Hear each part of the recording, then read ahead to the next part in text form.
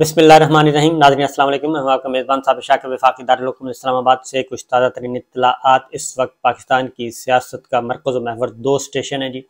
एक है लंदन बरतानिया का दारुल खिलाफा और दूसरा पंजाब का दारुल खिलाफा लाहौर रिजवान पार्क में मामलात चल रहे हैं और दूसरी जानिब मामला चल रहे हैं लंदन में। पहले ज़रा लंदन की बैठक का हाल सुनाते हैं आपको, क्योंकि अहम तरीन जो पाकिस्तान की सियासत से मुतालिक फ़ैसले हैं, ये बदकिस्मती कह लें या खुशकिस्मती कह लें। खुशकिस्मती मुस्लिम लीग नवाज़ के लिए हो सकती है, लेकिन पाकिस्तान के लिए बहरहाल ये बदकिस्मती है कि पाकिस्तान की सियासत के अहम अमूर जो हैं वो और पाकिस्तान के बारे में, मुस्तकबिल की सियासत के बारे में जो फ़ैसले हैं वो लंदन में हो रहे हैं, क्योंकि नवाज शरीफ साहब यहाँ पर मुकीम हैं और वो अदालत से उनको सज़ा हुई है, डिस्क्वालीफाई हुए हैं। मरीम साहिबा भी उनके साथ हैं। उन्होंने दो वफाकी वज़रा को यहाँ पे बुलाया हुआ है, जावेद लतीफ़ साहब और राना सनाउल्लाह साहब, और तीसरे परवेज़ रशीद साहब हैं। और जो इस्लामाबाद के साबिक़ मेयर जो हैं मुस्लिम लीग नवाज़ के अहम रहनुमा, वो भी यहाँ पे मौजूद हैं जी। तो यहाँ पे जो बैठक हुई उसमें पहली बात तो यह कि शहबाज शरीफ साहब का जो ग्रुप है उसको बिल्कुल साइड पे रखा हुआ है, और यहाँ पे जो फैसले हो रहे हैं, नवाज शरीफ साहब को एक तो ब्रीफ किया गया ख़ास तौर पे, जावेद लतीफ़ साहब ने ब्रीफ किया, परवेज़ रशीद साहब ने, और राना सनाउल्लाह साहब को ख़ास तौर पे बुलाया गया। और उसमें जो चीज़ें बताई गई वो सारी की सारी बताई गई हैं कि पार्टी का जो पार्टी की जो इस वक्त सूरत हाल है, पार्टी की तंजीम इस वक्त ना होने के बराबर है, और शहबाज शरीफ साहब का ग्रुप जो है वो उनसे कोई मुतमईन नहीं है, कोई भी मुतमईन नहीं है, क्योंकि मुस्लिम लीग नवाज़ जो है वो इस वक्त वो कहते हैं कि जी लवारिस जमात बन चुकी है। और इसलिए बाहर आप जो गुफ्तगू की है राना सनाउल्लाह साहब ने, उस गुफ्तगू पे मत जाइएगा, क्योंकि वो गुफ्तगू जो है वो ज़्यादातर ख्वाहिशात हैं, और ख्वाहिशात कब पूरी होंगी, कैसे पूरी होंगी, ये ज़मीनी हक़ाइक़ इसके बिल्कुल बरक्स हैं। क्योंकि राना सनाउल्लाह साहब ने जो गुफ्तगू करने के बाद, जो मुलाकात करने के बाद गुफ्तगू की, उसमें बताया कि एक तो पंजाब के जो इलेक्शन है वो ज़रूरी नहीं है कि पंजाब असम्बली के इलेक्शन वो 3 महीने के अंदर अंदर हों, वो आगे भी जा सकते हैं।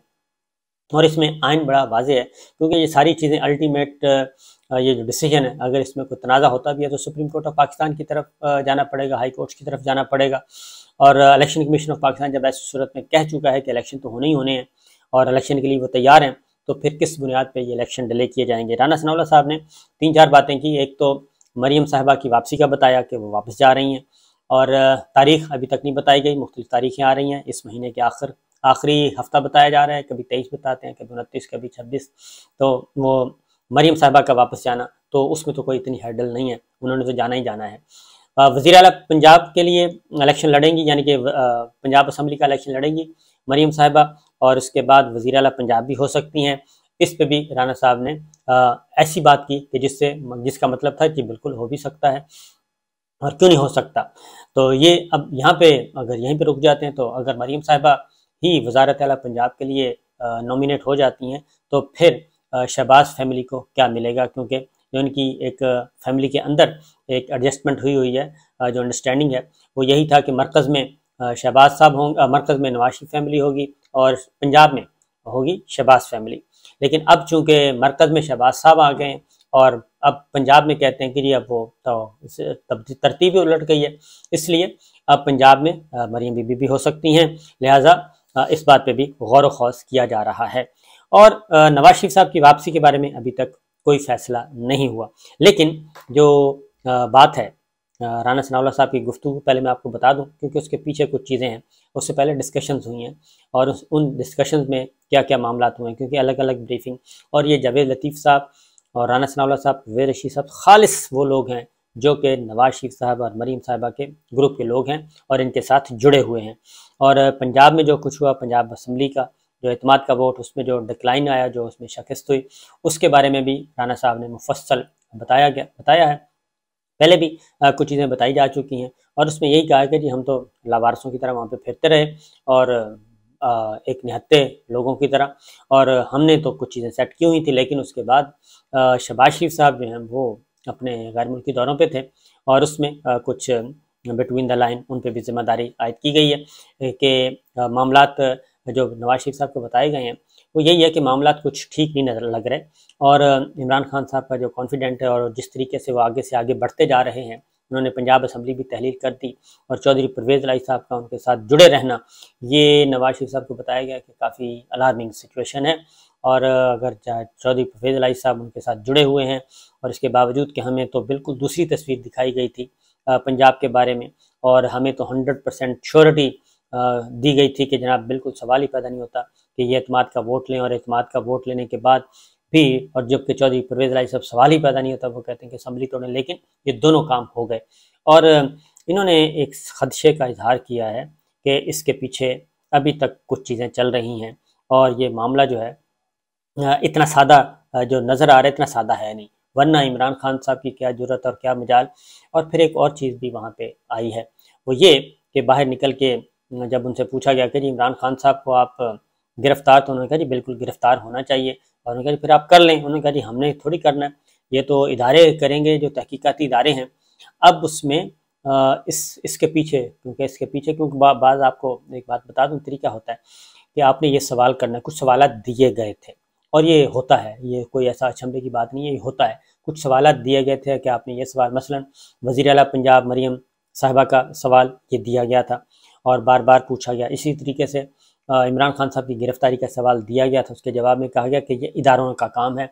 और ये राणा साहब पहले भी कह चुके हैं कि ऑफ द रिकॉर्ड मीटिंग्स में वो कहते हैं कि जनाब हमें सिग्नल देंगे तो हम गिरफ्तार करेंगे, ये हमें सिग्नल ही नहीं दे रहे। और यह मतलब ये था कि जो इस्टेब्लिशमेंट है ये डबल काम कर रही है, डबल रोल अदा कर रही है। ये नवाज शरीफ साहब को भी बताया गया कि इस सिलसिले में आप कोई बड़ा काम करें, कि कुछ एलिमेंट्स हैं, बिल्कुल ऐसे एलिमेंट्स हैं जो कि इमरान खान साहब को दरपर्दा सपोर्ट कर रहे हैं, जबकि इमरान खान साहब का बिल्कुल इसके ऑपोजिट ख्याल है। वो कहते हैं कि बाजवा बाक़ियात अभी भी मौजूद है, और बाजवा बाक़ियात ही दरअसल उनके खिलाफ ये सारी प्लानिंग करती रहती है, और वो ही इसको लेके आगे बढ़ना चाहती है, और वो बाजवा का प्लान जो है, बाजवा एजेंडा, उसको आगे बढ़ाना चाहते हैं। तो अब ये दोनों जो हैं, मुस्लिम लीग नवाज़ भी और इमरान खान साहब दोनों जो हैं वो इस्टेब्लिशमेंट के मुख्तलिफ धड़ों पे शक कर रहे हैं। तो इसलिए नवाज शरीफ साहब को भी यही बताया गया। और फिर एक और बात भी ज़ेर बहस आई, और वो ये कि बाजवा साहब को शायद स्पेयर ना किया जा सके, जैसे ही ये हालात बेहतर होंगे तो वापस जाएंगे, और जैसे इनको इख्तियार मिला, इक़्तिदार मिला, तो बाजवा साहब के ख़िलाफ़ कार्रवाई की जाएगी। और अगर यही गवर्नमेंट लिंगर ऑन करती है तो हो सकता है शहबाज हुकूमत ही इसके ख़िलाफ़ अगला स्टेप ले, क्योंकि कैप्टन सफदर भी बार बार कह चुके हैं, और अब लंदन से भी इस तरह की आवाज़ें आ रही हैं कि ये कुछ गड़बड़ी मौजूद है। तो इसी तरीके से जो चीज़ें हुई हैं, वो इसका मतलब बिल्कुल क्लियर है कि इमरान खान साहब को गिरफ़्तार किया जाए, इमरान खान साहब को जेल डाला जाए, और उनके बग़ैर जो है हमें इलेक्शन में उतरने का मौका दिया जाए। क्योंकि अगर नवाज शरीफ साहब नहीं है तो फिर इमरान खान साहब को भी इलेक्शन कैंपेन ही चलानी चाहिए। तो एक और चीज़ यहाँ पे एक कन्वे की गई है, वो ये है कि मुस्तकबिल जो है वो मुस्लिम लीग नवाज़, वो नवाज शरीफ साहब हैं और मरियम साहिबा हैं। शहबाज शरीफ साहब का पत्ता जो है, और उनका पत्ता बिल्कुल साफ़ हो गया है, क्योंकि हमजा शहबाज अभी तक वापस नहीं पहुँचे, और वो ज़ाहिर है वो चाहते हैं कि पावर शेयरिंग फार्मूला जो विद इन फैमिली है वो होना चाहिए। तो इक़्तिदार चीज़ ऐसी है जी, पॉलिटिक्स ऐसी चीज़ है कि आपने देखा कि चौधरी बिरादरान जो हैं वो भी बिल्कुल अब दो धड़ों में तकसीम हो गए हैं, और इसी तरीके से अब शरीफ फैमिली के अंदर भी ये मामला चल रहे हैं। क्योंकि जावेद लतीफ़ साहब और उनके जो लाइक माइंडेड, जो कि मरियम साहिबा के करीब समझे जाते हैं, नवाज शरीफ ग्रुप के समझे जाते हैं, उनको कोई लिफ्ट नहीं करवाई जाती, और उनको उस तरीके से उनका वेट नहीं है, उनको वेटेज नहीं दी जाती। तो बहरहाल ये सारे चल रहे हैं। और उसके बाद इमरान खान साहब बिल्कुल दूसरी साइड पे हैं, यानी कि यहाँ पे बिल्कुल ऐसा ही है कि जैसे हर चीज़ मैदान साफ़ है।